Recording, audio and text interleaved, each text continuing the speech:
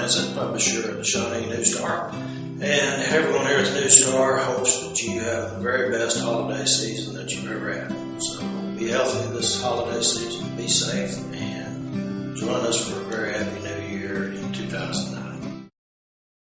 Santa, we know how busy you are during the holiday season, so thank you for taking the time to do this Q&A. Happy to do it.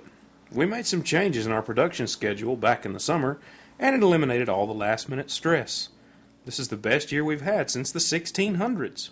We're giving the elves a few days off, then we're having our Christmas party in the workshop after lunch on Wednesday. We'll have some hot chocolate, and then get the sleigh in the air by sundown. You graciously allowed us to print some of your letters in the News Star. One was from Corey Johnson from North Rock Creek, who asked, "How do you know if we are being bad or good? I can't see you in the window when you are checking to see if I am bad or good, like your song." Oh, that Corey is a sharp one. It's very simple, really. SRVT, Satellites with Roof Vision Technology. Back when the Earth had only a few million people, I deputized some elves and they were able to go out for observations and put together a very accurate naughty nice list. It was a snap. Worked well for a long time. But now, 6 billion people and counting? No way we could keep track of everyone. So one of our best elves, Desmond, came up with a new technology that allowed us to see through roofs. It's very selective. We can isolate specific floors if there are more than one, even specific rooms. And it works with shingle roofs, metal roofs, even thatched roofs, tile roofs, and igloos. We partnered with NASA a few years ago and installed our technology on 7 satellites, one for each continent. We went live with it in 2001.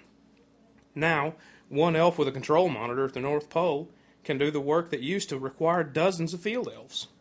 Are the reindeer healthy and ready to go this year? Yes, they had their pre-flight physicals last week, and they are all oh-ho-ho-kay. About the reindeer. Now, no spin on this one. Can they really fly? I know there are skeptics out there, but let me ask you this. If they didn't fly, how would we get the sleigh across the Great Lakes? Now, I will admit to you one thing, and this is kind of embarrassing given my line of work. Way back, a couple of millennia or so ago, I had this thing about heights. Seriously. You couldn't see it because I had my gloves on, but my knuckles would be white from holding onto the sleigh so tightly. After a few hundred years, though, I got used to it. Now we sometimes do this thing when we're over Labrador and it's a long ways between stops. I'll jump out of the sleigh at about 2,000 feet and go into a sitting position in the air with my arms out. The reindeer will go into a dive and then a quick inverted loop and catch me before I'm halfway down. The first couple of times we did it, I landed on the toy sack. But now they time it, so I land right in the seat with my hands on the reins. Drives Mrs. Claus nuts. But it breaks up those long stretches in the air, and the reindeer enjoy it. You ever have problems with the weather? None that ever kept me from delivering toys. One year we had a late-season hurricane on the Gulf Coast, but we just skirted around it on the way south. We had to delay a couple of deliveries in South Louisiana until the way back north, but we still had everything in place by 4 a.m. You know the biggest problem I have these days? Storks.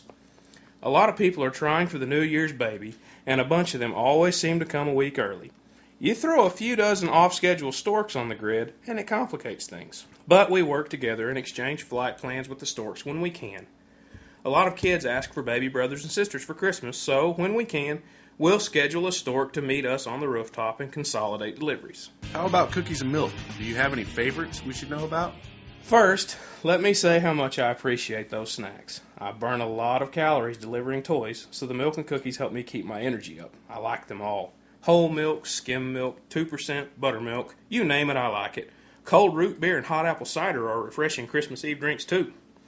On cookies, I have never eaten one that I didn't like, so whatever you have handy will be fine. Chocolate chip is my favorite, but I also like pecan sandies and peanut butter cookies a lot.